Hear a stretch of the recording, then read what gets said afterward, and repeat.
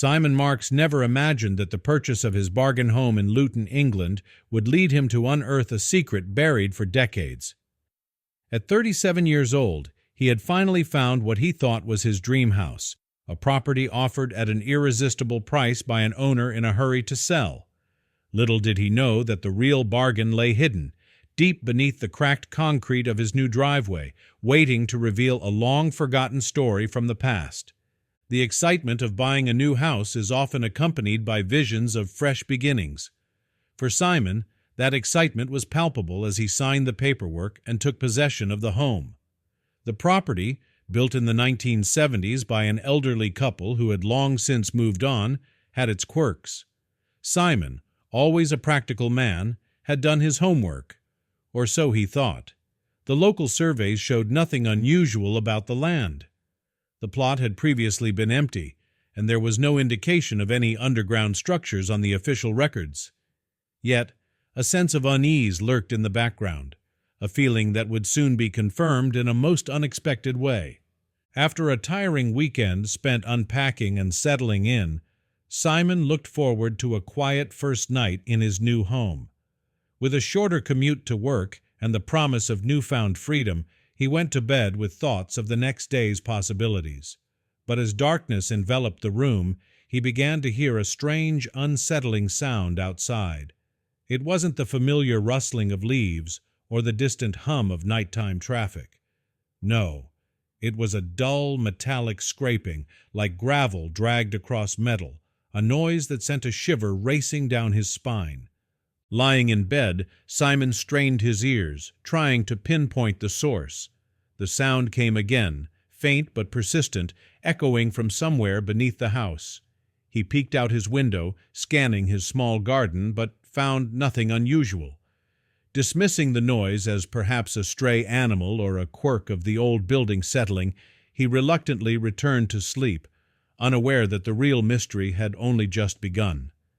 The following morning, Simon's routine was abruptly interrupted. As he backed his black Vauxhall Zafira out of the driveway, the car suddenly lurched forward unexpectedly. Startled, he pulled over and got out to investigate. What he discovered beneath the front wheel made his stomach churn. Kneeling by the damaged part of his driveway, Simon noticed that several of the concrete pavers had cracked and shifted unnaturally. Before he could ponder further, the driveway began to give way. With a sickening snap, more pavers fractured and chunks of concrete crumbled into the earth below. Amid the settling dust and debris, a dark, gaping opening revealed itself, one that clearly wasn't part of the original home design. Compelled by a mix of dread and curiosity, Simon took a closer look. As he peered into the newly formed crack, he caught sight of something glinting in the dim light, a piece of rusted metal embedded in the soil.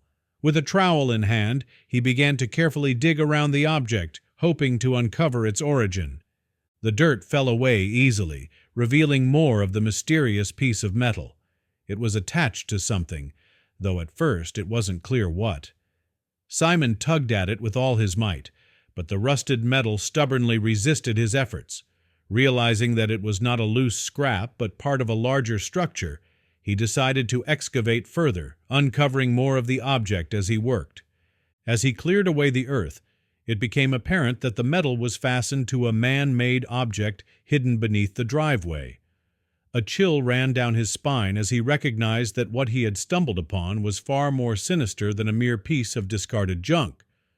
Simon's investigation took a dramatic turn when he discovered a narrow, rectangular opening beneath the broken pavers. Slowly, he widened the gap until he could see the outline of a rusty ladder descending into the darkness.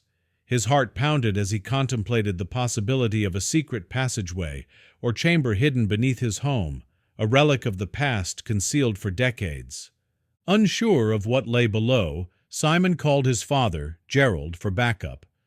Gerald arrived swiftly, and together they began to remove the remaining fragments of cracked concrete around the ladder.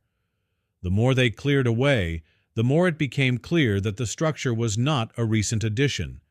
Instead, it had been deliberately constructed, concealed beneath the driveway, as if it were meant to remain hidden. After painstakingly clearing 5 feet of packed earth and debris, Simon and his father prepared to descend the ladder. Despite a growing sense of trepidation, Simon's curiosity outweighed his fear.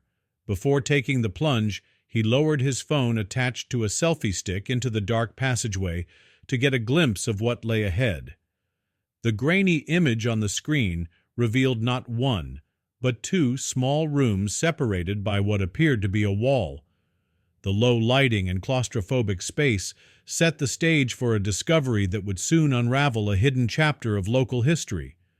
Unable to resist the lure of the unknown, the pair decided to descend. With each step down the ladder, the air grew colder and the atmosphere more oppressive. The passageway's walls, composed of brick and concrete, hinted at a deliberate construction, a structure built for a specific purpose and then abandoned, only to be rediscovered decades later. Once on solid ground, Simon and Gerald surveyed the small underground chamber. It was clear that this was no ordinary basement or storage space. It was an air raid shelter, built during the turbulent years of World War II. However, there was something distinctly unusual about this shelter.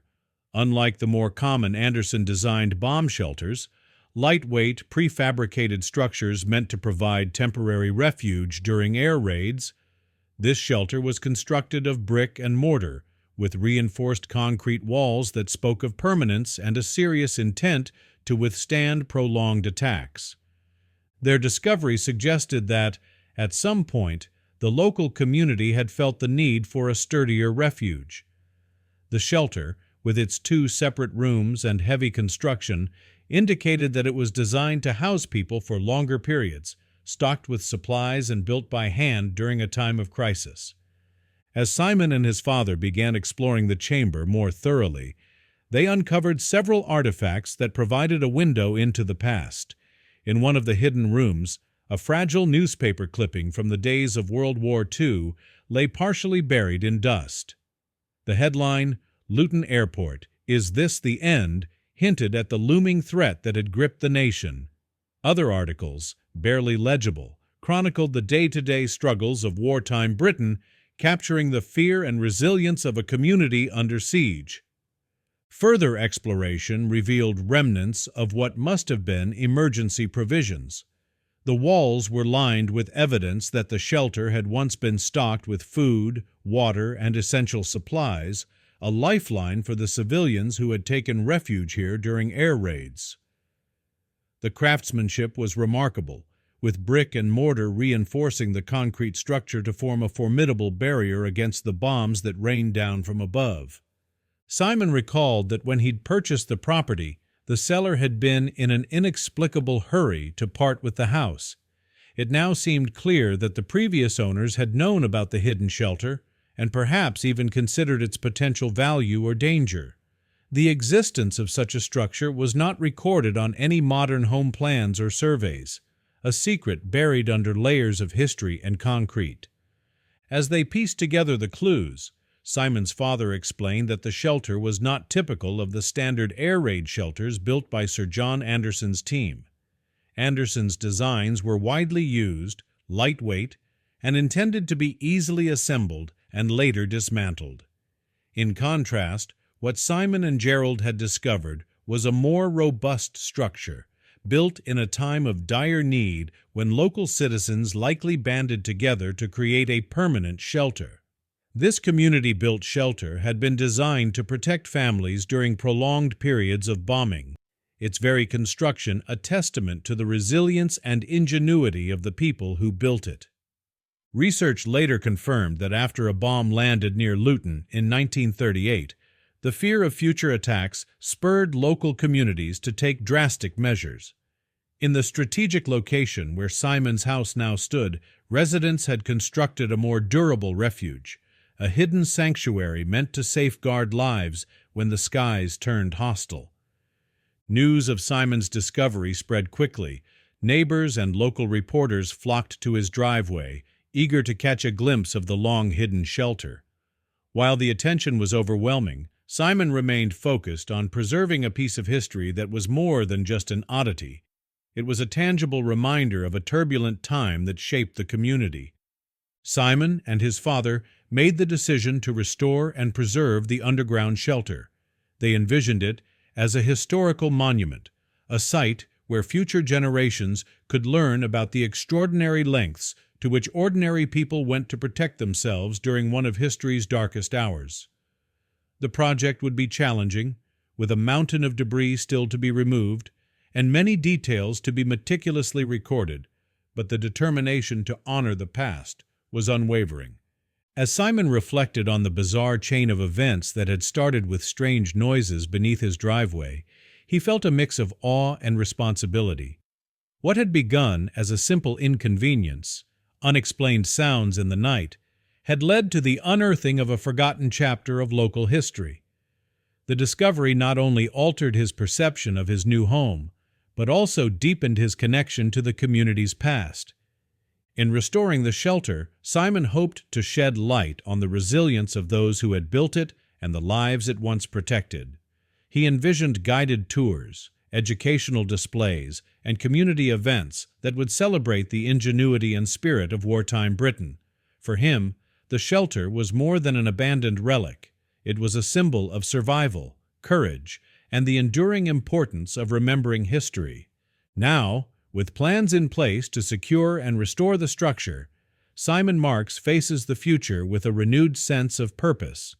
His once ordinary driveway has transformed into a portal to another era, and he feels compelled to ensure that this piece of history is not lost to time.